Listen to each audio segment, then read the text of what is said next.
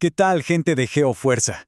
A todos nuestros suscriptores, gracias por estar de vuelta. Y para los nuevos, bienvenidos. Hoy nos vamos a meter de lleno con una de las fuerzas más, colosales de la naturaleza, la tectónica de placas. Piénsenlo, es el motor invisible que está literalmente esculpiendo la cara de nuestro planeta. Y esto no es una metáfora, ¿eh? O sea, ahora mismo, mientras estamos hablando, los continentes se están moviendo, los océanos crecen y las montañas siguen elevándose. Esa es la gran pregunta que vamos a responder hoy. Vamos a sumergirnos en la historia de esta idea, que al principio fue una locura, veremos las fuerzas que la mueven y, el futuro geológico que nos espera. Va a estar buenísimo.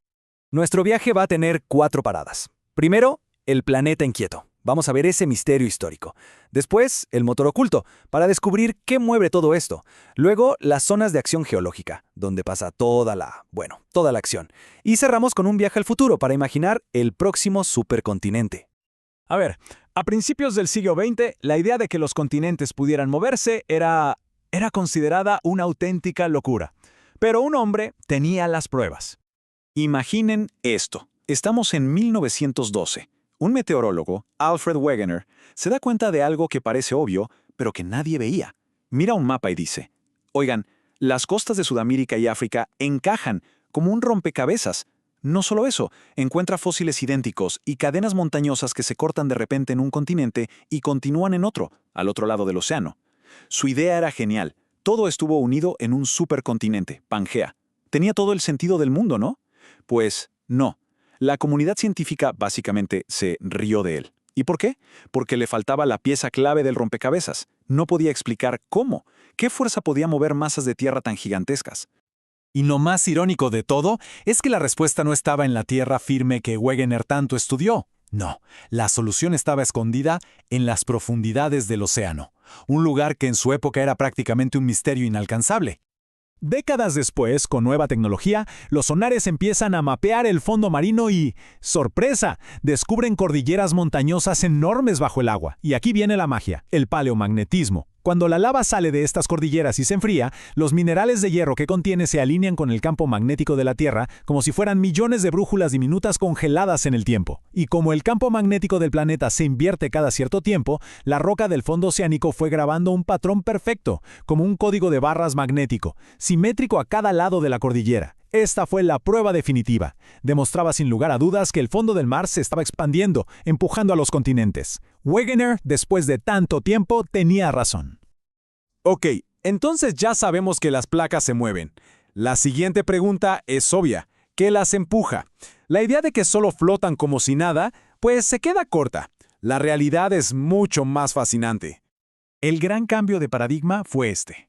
Pasamos de pensar que las placas eran como balsas pasivas, que las corrientes del manto llevaban de un lado a otro, a entender que son protagonistas activas.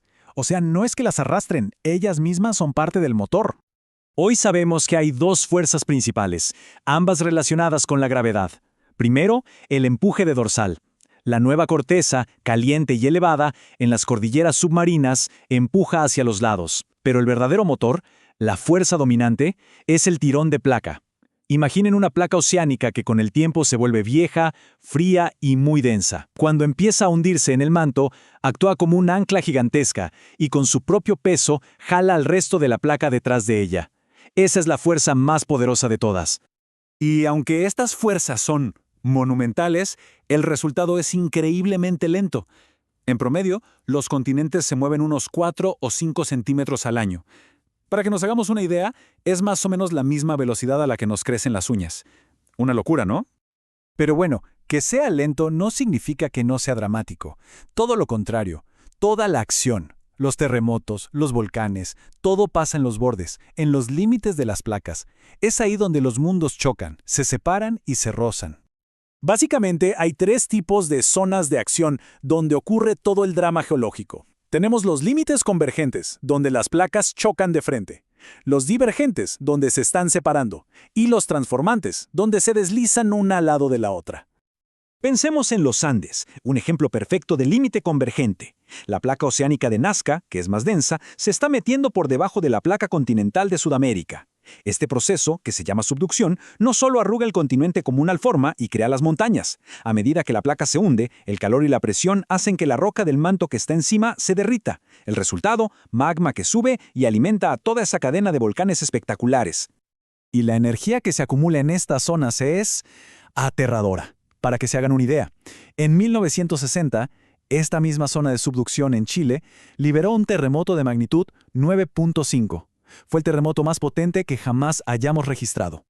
Ahora, en el otro extremo, en los límites divergentes, se crea tierra nueva. El mejor ejemplo es la dorsal mesoatlántica.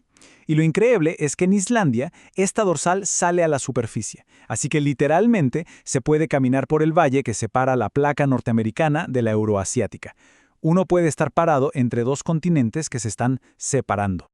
Y finalmente, los límites transformantes, como la famosísima falla de San Andrés. Aquí las placas no chocan ni se alejan, sino que intentan deslizarse una junto a la otra. Pero claro, el movimiento no es para nada suave. Las rocas se atascan y van acumulando tensión, a veces por siglos. De hecho, la sección sur de la falla lleva más de 300 años sin un gran terremoto, acumulando y acumulando energía. Y toda esa energía, tarde o temprano, se va a liberar en el terremoto que todos temen, el llamado The Big One. Y ahora vamos a hacer un viaje en el tiempo. Vamos a alejarnos a la escala más grande de todas para ver qué le depara el futuro geológico a nuestro planeta. Resulta que este movimiento de placas no es caótico. Sigue un ritmo, un pulso gigantesco conocido como el ciclo de los supercontinentes.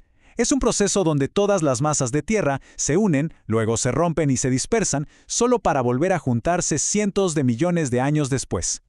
Pangea, que se formó hace unos 300 millones de años, no fue el primero. Antes existió Rodinia y otros antes que él. Ahora mismo estamos como a mitad de camino en el ciclo, con todos los continentes esparcidos, pero los modelos geológicos nos dicen que en unos 250 millones de años, más o menos, se volverán a unir. La pregunta del millón es, ¿cómo se verá ese próximo supercontinente? Bueno, la verdad es que nadie lo sabe con certeza, pero hay 4 modelos principales sobre la mesa. Podría ser Novopangea si el Pacífico se cierra, o Pangea Última si el que se cierra es el Atlántico. También está Amasia, donde todo se junta cerca del Polo Norte, o Áurica, donde se cierran ambos océanos. Y aquí viene lo más importante. La geografía dicta el clima y el destino de la vida. Nuestro mundo, así, fragmentado, permite climas relativamente moderados y una biodiversidad altísima. Pero un mundo con un supercontinente como Pangea Última sería brutal. Se crearía un desierto interior masivo, infernal, con temperaturas de 40 o 50 grados Celsius. Un escenario así, muy probablemente, provocaría una extinción en masa. Algunos cálculos dicen que solo entre el 8 y el 16% de la superficie sería habitable. Al final, la tectónica de placas no es solo sobre terremotos y volcanes, es la arquitecta del escenario sobre el cual la vida evoluciona. La pregunta que nos queda es, ¿qué tipo de mundo se encontrarán las formas de vida de un futuro tan lejano? Si les fascinan estas fuerzas de la naturaleza tanto como a nosotros, no se olviden de suscribirse aquí en GeoFuerza y de activar esa campanita para no perderse ninguno de nuestros próximos análisis. Muchas gracias por acompañarnos y nos vemos en la próxima.